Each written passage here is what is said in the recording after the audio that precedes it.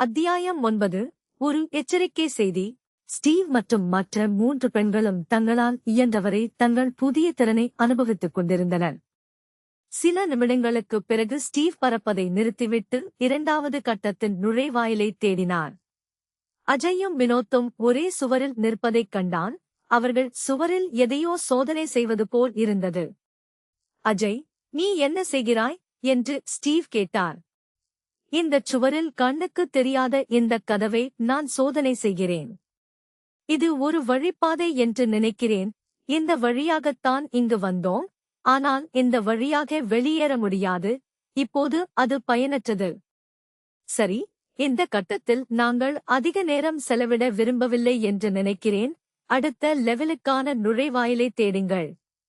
நீங்கள் சொல்வது சரிதான். இந்த விளையாட்டில் நாம் நேரத்தை வீணடிக்கக் கூடாது. மற்றவர்களை இங்கிருந்து செல்ல அழைக்கலாம் என்றான் அஜய். ஸ்டீவ் பெண்களை அழைத்தார். ஆனால் அவர்கள் அவரது குரலுக்கு பதிலளிக்கவில்லை. மேரி, மேரி, அவர் தனது சகோதரியின் பெயரை அழைத்தார். ஏய் ஸ்டீவ், இங்கே பார், இந்த அழகான பட்டாம்பூச்சிகளைப் பார் என்றாள் மேரி உரத்த குரலில். அவர்கள் அங்கு பார்த்தார்கள். பல அழகான பட்டாம்பூச்சிகள் அந்த பெண்களுடன் பறந்து கொண்டிருந்தன. அவை சுற்றிலும் அவர்களுக்கு இடையேயும் பறந்து கொண்டிருந்தன. அவை வெவ்வேறு வண்ணங்களில் இருந்தன. சில அசாதாரண வண்ண பட்டாம்பூச்சிகளும் இருந்தன. இளைஞர்களுக்கு அதனை புரிந்து கொண்டனர். அவை உண்மையான பட்டாம்பூச்சிகள் அல்ல. அவை இந்த விளையாட்டைச் சேர்ந்ததாக இருக்கலாம் என்றான் அஜய். ஆம், என்னால் புரிந்து கொள்ள முடிகிறது. இரண்டாவது கதவைத் தேட அவர்களை அழைக்க முடியாது என்று நினைக்கிறேன். முதலில் நாம் சென்று அதைக் கண்டுபிடித்து பின்னர் இந்த இடத்தை விட்டு வெளியேற அவர்களை அழைப்போம் என்றார் ஸ்டீவ். ஆமாம், நகரலாம் என்று அஜய் சொல்லிவிட்டு வினோத்தையும் அவருடன் தேடும் பணிக்கு அழைத்து வந்தான். வேனில் நடந்த எங்கள் உரையாடலை முடிக்க வேண்டும் வினோத் என்றான் அஜய். அஜய், என்ன சொல்கிறாய்? ஏஐ பற்றிய எங்கள் உரையாடலை நான் சொல்கிறேன். இது ஏற்கனவே முடிந்துவிட்டது மனிதனே. இல்லை, எங்கள் உரையாடலின் முடிவில் நீங்கள் விசித்திரமான சூழ்நிலையை குறிப்பிட்டுள்ளீர்கள். அந்த விசித்திரமான சூழ்நிலையை நான் அறிய விரும்புகிறேன். மனிதனைப் போல சிந்திக்கக்கூடிய ரோபோக்கள் மனிதர்களுக்கு பிறகு ஏற்படும் நிலைமையை குறிப்பிடுகிறேன். மனித தொழிலாளர்களின் வாழ்க்கை, நுகர்வோரின் திறன் மற்றும் அவர்களின் வாங்கும் திறன் போன்றவற்றை நீங்கள் குறிப்பிடுகிறீர்களா? இல்லை, இவை பொருளாதார மாற்றங்கள். அதை நான் குறிப்பிடவில்லை. சமூக மாற்றங்களை குறிப்பிட்டேன். அது என்ன? ரோபோக்கள் சிந்திக்கும் திறனை பெற்றால் அது உணர்வுகளையும் உணர்ச்சிகளையும் கொண்டிருக்கும். இந்த நேரத்தில் அது தனது சொந்த விருப்பங்களையும் தனது சொந்த வெறுப்புகளையும் வைத்திருக்கும். இந்த நிலையில் சமூகம் மாறும். இனிமேல் அவர்கள் உங்கள் அடிமைகளாக இருக்க மாட்டார்கள். அது அவர்களின் உரிமைகளைப் பற்றி சிந்திக்கத் தொடங்கும். இங்கே நீங்கள் மற்றொரு கேள்விக்கு பதிலளிக்க வேண்டும். அதனால்தான் அவர்கள் உங்களுக்காக வேலை செய்ய விரும்புகிறார்கள். அவர்கள் உணவு செலவுக்கு பணம் சம்பாதிக்க வேண்டியதில்லை. ஏனென்றால் அவர்கள் சாப்பிட மாட்டார்கள், குடிக்க மாட்டார்கள், எந்த வைரஸாலும் பாதிக்கப்பட மாட்டார்கள். ஆஃப்லைன் ஏஐ ரோபோக்களாக இருந்தால் அவர்கள் கணினி வைரஸ்களைப் பற்றி கவலைப்படத் தேவையில்லை. ஆனால் அது நம் சமூகத்துடன் இணைந்தால் அது அதன் சமூக நிலையைப் பற்றி கவலைப்படும். இந்த நேரத்தில் அது தனது வேலைக்கான சம்பளத்தை உங்களிடம் கேட்கும். இங்கே நீங்கள் உங்கள் பணியாளர்களை மாற்ற முடியாது, மேலும் நீங்கள் உங்கள் பணியாளர்களை மட்டும் மாற்றுவீர்கள். இந்த சமூக மாற்றங்களுக்குப் பிறகு நிறுவனங்கள் மனித நேர்காணல்களைப் போலவே ரோபோக்களுக்கும் நேர்காணல்களை நடத்தும். அப்படியானால் ரோபோக்கள் மனிதர்களுக்கு உதவியாக இருக்காது, மனிதர்களுக்கு போட்டியாக இருக்கும். அதன் பிறகு ரோபோக்கள் மலிவான இயந்திரங்களாக இருக்காது, அது குறைந்த விலையில் வேலை செய்யும் என்று நான் குறிப்பிடுகிறேன். அவர் தனது உரையை முடித்ததும் அவர்கள் அந்த தீவின் முடிவை அடைந்தனர். அந்த இடத்தில் தங்கக் கற்களால் ஆன ஒரு கோயிலைக் கண்டார்கள். அதன் கதவு மூடப்பட்டிருந்தது. நன்றி கடவுளே, 2ஆம் நிலை கதவு தெரிகிறது என்றார் ஸ்டீவ். ஆம், ஆனால் அது மூடப்பட்டிருக்கிறது என்றான் அஜய். ஸ்டீவ் கதவைத் திறக்க முயன்றார். ஆனால் அவரால் கதவைத் தொட முடியவில்லை. அவர் அதைத் தொட முயன்றால் அது அவரது கைகளைத் தோடுவதில் இருந்து தடுத்தது. என்னால் அதை தொடக்கூட முடியாது அஜய். ஸ்டீவ் அங்கே பார்த்தார். அது இரண்டாவது கட்டத்தின் பெயர் என்று நினைக்கிறேன் என்றான் அஜய். ஸ்டீவ் அந்த வாக்கியத்தின் மீது கண்களைத் திருப்பினார். அது கதவில் எழுதவில்லை, அது சுவரில் வைக்கப்பட்டது. பெரிய தலை. அவர் அந்த வாக்கியத்தை தொட்டார். திடீரென்று அது கண் சிமிட்டியது மற்றும் ஒரு முக்கிய துளை காட்டியது. இது சாவி துளையை காட்டுகிறது, ஆனால் நம்மிடம் எந்த சாவியும் இல்லை என்றார் ஸ்டீவ். ஸ்டீவ், நாம் ஒன்றை மறந்துவிட்டோம். நாம் விளையாட்டில் இருக்கிறோம். நாம் சாவியை தேட வேண்டும். ஆனால் அஜய், அது எங்கே இருக்கும்? அஜய் அந்த இடத்தைச் சுற்றி பார்த்தான். ஒரு தங்க சிலையின் கையில் ஒரு பெட்டியை அவனால் பார்க்க முடிந்தது. அவர்கள் அந்தச் சிலைக்குச் சென்று அந்த பெட்டிக்குள் பார்த்தார்கள். அவர்கள் 6 பூச்சி பிடிக்கும் வலைகளை கண்டுபிடித்தனர். என்ன இது? ஸ்டீவ் கேட்டார். இவை பூச்சி வலைகள். பொதுவாக இது பூச்சிகளை பிடிக்க பயன்படுகிறது. நீ உறுதியாக இருக்கிறாயா? ஏனென்றால் நான் அதை பார்த்ததில்லை. வினோத் கேட்டான். நான் உறுதியாக நம்புகிறேன். எனது விலங்கியல் ப்ராஜெக்டிற்கு பூச்சிகளை பிடிப்பதற்காக நான் இதை பயன்படுத்தினேன். அதிலிருந்து சற்று வித்தியாசமாக, சாதாரண பூச்சி வலைகளில் நீளமான துணி இருக்கும், ஆனால் அதில் சுட்டு துணி இருக்கும். இல்லையெனில் அதில் வேறு எந்த மாற்றமும் இல்லை என்றார் அஜய். பட்டாம்பூச்சிகளைத் தவிர இங்கு பூச்சிகள் இல்லை. அவற்றை பிடிக்க வேண்டும் என்று நினைக்கிறேன் என்றான் வினோத். நீங்கள் சொல்வது சரிதான். நான் அவர்களை பிடிக்கப் போகிறேன். நீங்கள் எங்களுடன் சேர விரும்புகிறீர்களா? ஸ்டீவ் கேட்டார். இல்லை, மன்னிக்கவும். பறக்கும் சக்தி எங்களிடம் இல்லை.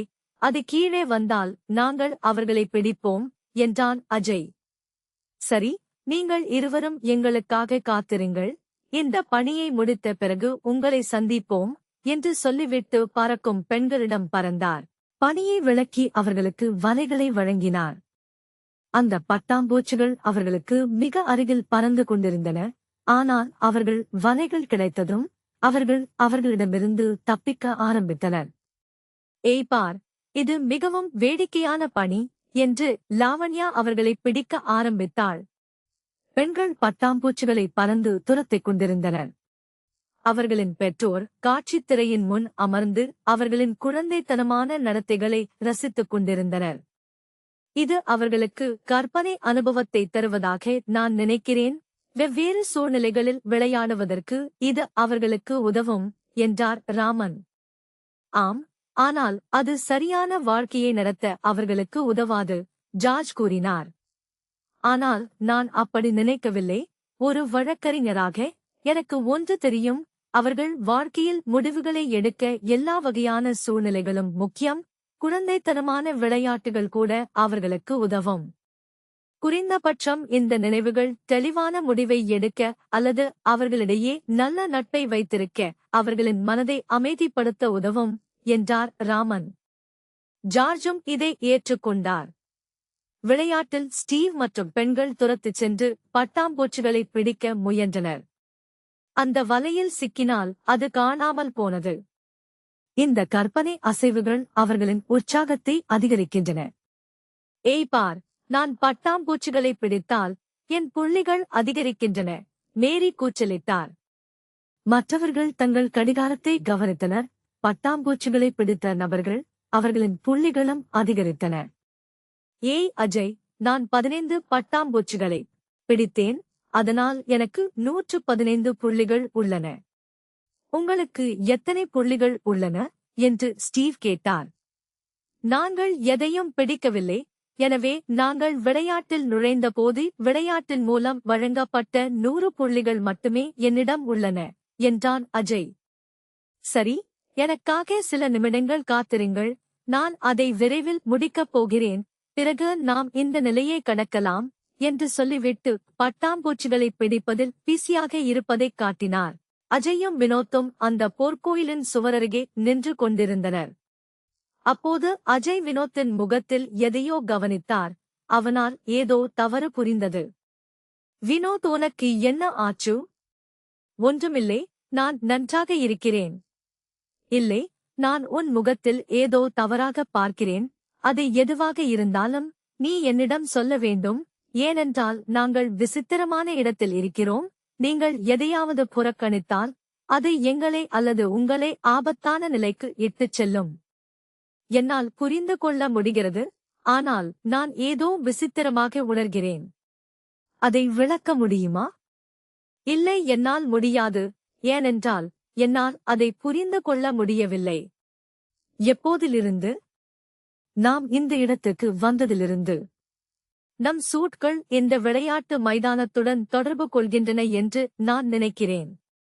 இது போன்ற உணர்வுகளை ஏற்படுத்தலாம். சாத்தியம் இருக்கிறது. இந்த நேரத்தில் ஸ்டீவ் அவர்கள் அருகில் இறங்கினார். அந்த பணியை முடித்துவிட்டோம், ஆனால் இந்த கதவை திறப்பதற்கான எந்தச் சாவியையும் என்னால் கண்டுபிடிக்க முடியவில்லை, அவர் கூறினார். நாங்கள் ஒன்றை மறந்துவிட்டோம். இந்த கட்டத்தின் பெயர் மாபெரும் தவளையின் திறவுகோல். அது அந்த சாவியின் குறியீடாக இருக்கலாம். ஒருவேளை பட்டாம்பூச்சி பிடிப்பது எங்கள் முதல் பணியாக இருக்கலாம். வினோத், சரி, ஆனால் நமது இரண்டாவது பணி என்ன? அந்த ராட்சத தவளை எங்கே என்று ஸ்டீவ் கேட்டார். அவர் தனது கேள்வியை முடித்ததும் நிலநடுக்கத்தை உணர்ந்தார். அதைத் தொடர்ந்து 7-3 அடி உயரமுள்ள ராட்சத தவளைகள் நிலத்தின் அடியில் இருந்து அந்த இடத்திற்கு வந்தன. அது ராட்சத தவளைகளாக இருக்கலாம், ஆனால் அவை அவற்றைக் கண்டு பயப்படவில்லை. அவர்கள் உண்மையில் இந்த கற்பனைகளை நேசித்தார்கள். அவர்களுடன் விளையாட ஆரம்பித்தனர். நாங்கள் அந்த தவளைகளிடமிருந்து சாவியை எடுக்க விரும்புகிறோம். அதே நேரத்தில் எந்த தவளை எங்கள் சாவியை கொண்டுள்ளது என்று எங்களுக்குத் தெரியாது. நாங்கள் அதைத் தேட விரும்புகிறோம் என்றார் ஸ்டீவ். ஆனால் தவளையின் பளபளக்கும் 7 விதமான வண்ணங்களும் அதன் தாவல்களும் பெண்களை கவர்ந்தன. அவர்களின் செயலைக் கண்டு பெற்றோர் சிரித்தனர். இதற்கிடையில் ரமேஷின் போனுக்கு மெசேஜ் வந்தது. அவர் அதை படித்தார். அது, உங்கள் குழந்தைகளை காப்பாற்றுங்கள், உங்களால் முடிந்தால் என ஒரு எச்சரிக்கை செய்தியைக் காட்டியது. அவருக்கு இங்கே ஏதோ தவறு நடக்கிறது.